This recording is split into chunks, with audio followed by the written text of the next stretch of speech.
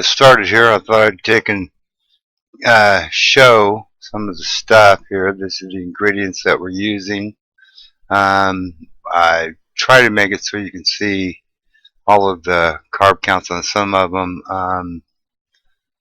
Here we're gonna go through a few of these here. Well, all of the stuff that we're using, so you can see what the actual carb is, and then I'll add everything up and get it ready for the on what the proportion sizes and stuff like that. You'll see that at the end of the video. So we're just getting there. I'm just showing you all the stuff that I have used, and it's not either one name brand or the other. It's just the carb count. So there you go. See you in a sec. Today we're going to make a macaroni and cheese recipe. Actually, there's no mac in it. It's cauliflower, as you can see. This is an old recipe, though, that my grandmother had. And the two substitutes are cauliflower, obviously, and pork rinds instead of breadcrumbs. They're the only two real substitutes that I believe are in this whole recipe. So the first thing we're going to do, or actually what I've already done, is I've cooked the bacon, and I got the pan here with the bacon drippings in it.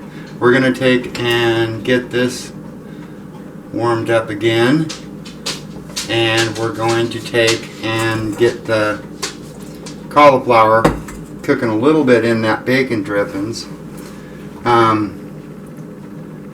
And I don't think this is actually, I don't know if this would be considered a keto type recipe or not, but it could be. I will have all of the carb counts and things like that in the video, and I'll try to put them up. You may see them right now, or they could be later on, but I'll get them up there so everybody can see what it is. This is fairly low carb, really low carb cooking.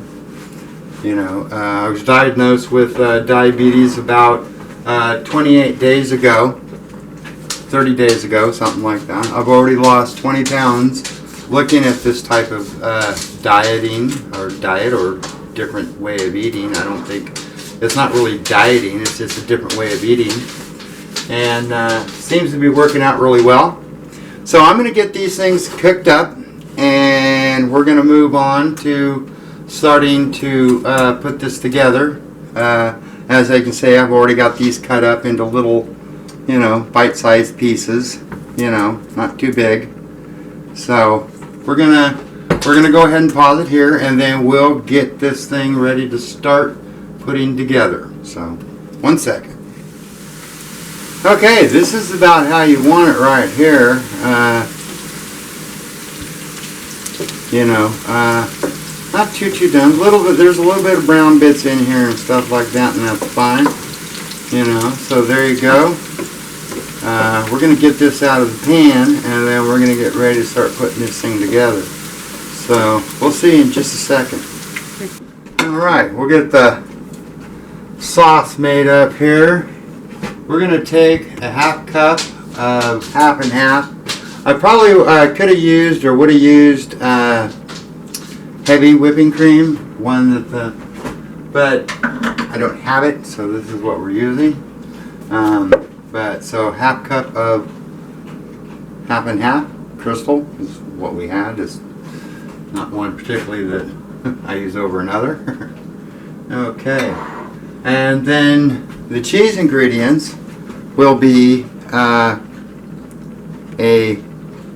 1/4 cup of Parmesan, a cup of extra sharp cheddar cheese, and 2 cups of mozzarella. And we're going to put that in here.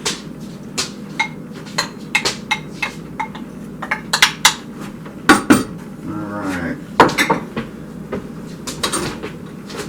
Start getting this stirred around. Take it off, but do it on a real low heat. Low.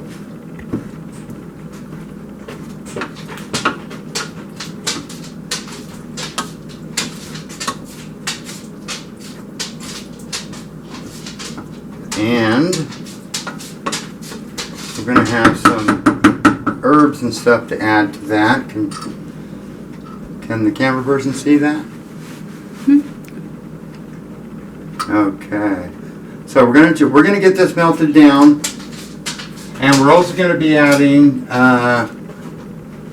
2 tablespoons of parsley, 1 teaspoon black pepper, half teaspoon Himalayan salt, 1 teaspoon garlic powder, and 1 teaspoon onion powder.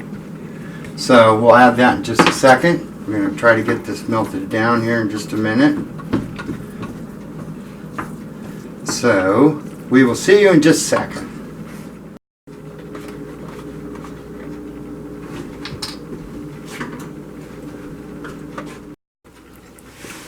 Hey everybody, okay.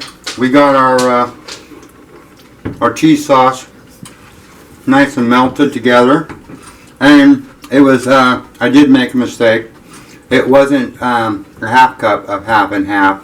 It was a whole cup of half and half, or heavy whipping cream if that's what you prefer. Now I'm going to go ahead and put in the seasonings and stir these in to our cheese. Not putting them on the stuff. We're going to go ahead and stir it into the cheese, get it good incorporated in. And this is the first time that I've made this on this way. I've always made it just with the pasta and stuff like that. You know. So we've got her mixed in real good. You can see. Really nice. And it's warm enough. So what we're going to do, go ahead and start getting this thing together.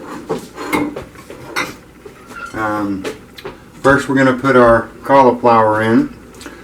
This works out to about 2.5 cups, I believe it is, something like that.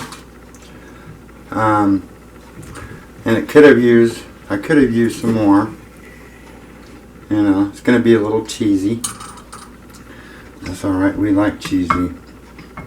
And also too, we're going to add our bacon bits, bacon that we had fried and cut up.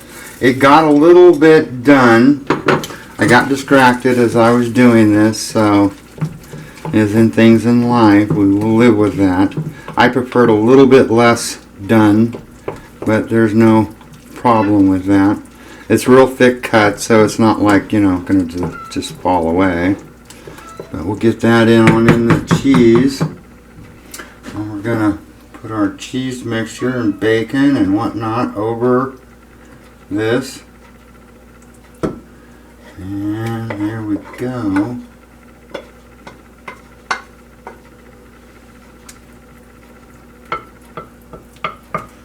Now you could use a little bit more cauliflower.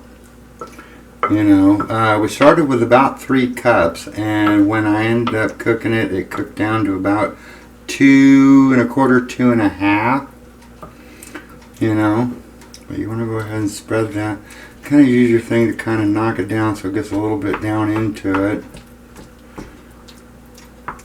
I would actually probably use a little bit more cauliflower. That'll give you a little bit more cauliflower, but like I said, this is my first time doing it, so we're going to give it a try.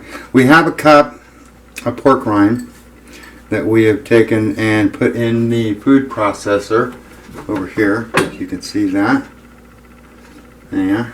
And we're going to go ahead, and we've kind of crumbed it up, you know, more or less. I'm going to take that and we're going to sprinkle that on the top, like so.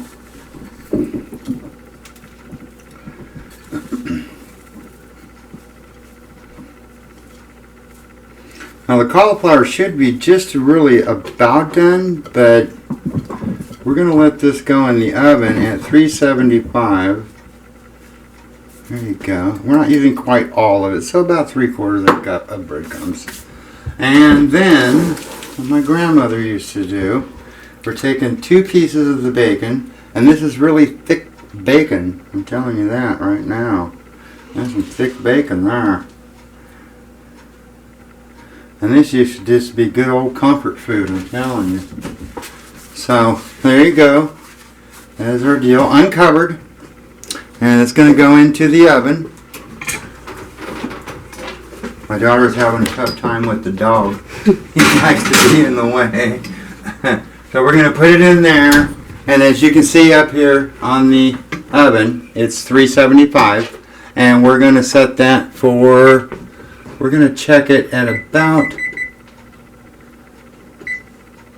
oh, I didn't let go long enough, about 22 minutes. We're going to check it there and then see what we need to do. We might let it go for another few minutes.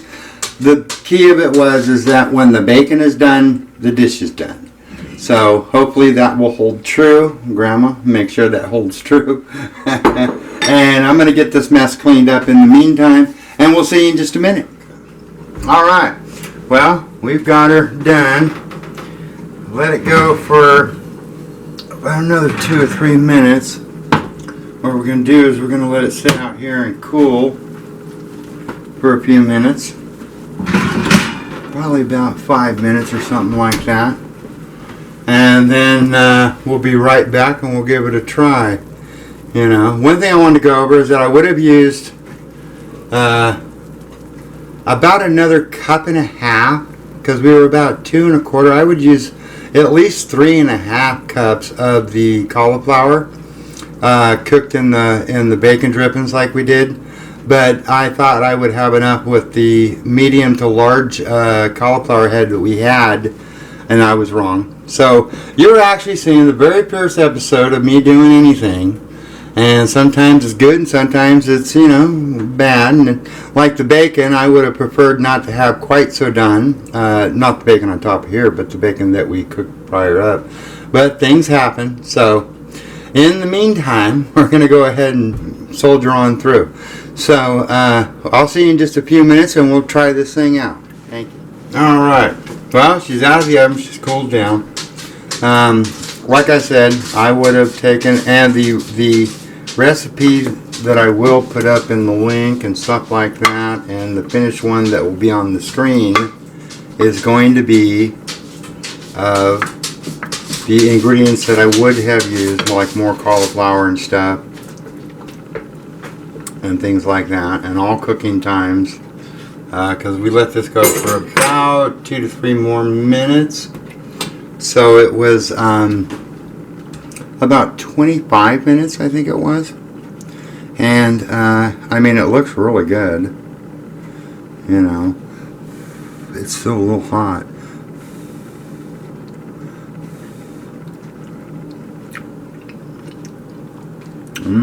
It's got a lot of good flavor, especially if you like bacon, which I do. It tastes really good. Is it macaroni and cheese? Probably not. My dog's over there protesting. He's not getting any. He doesn't care if it's macaroni and cheese or not. Is it macaroni? No. We would have probably called this like a cauliflower casserole back in the day, but it is still very good. That's my dinner. So, but I will take and post all of the correct proportions of everything that should be used. It's not that it's too cheesy. It's just that I think a little bit more cauliflower would give it a little bit more body and stuff like that. And actually, I think I probably could have let the bacon on the top go a few more minutes, but it was starting to brown, and you know, so I went ahead and pulled it out. So this is my very first video. I hope everybody enjoys it. This is really low carb. Good stuff. I'll sit here and eat the whole thing. So anyhow, I hope you guys enjoyed this, and if you do, let me know, and I will make other recipes and adapt. And you know, I've been cooking since I was 10 years old, so I'll share this journey with you. Have a good day though. Until next time, take care.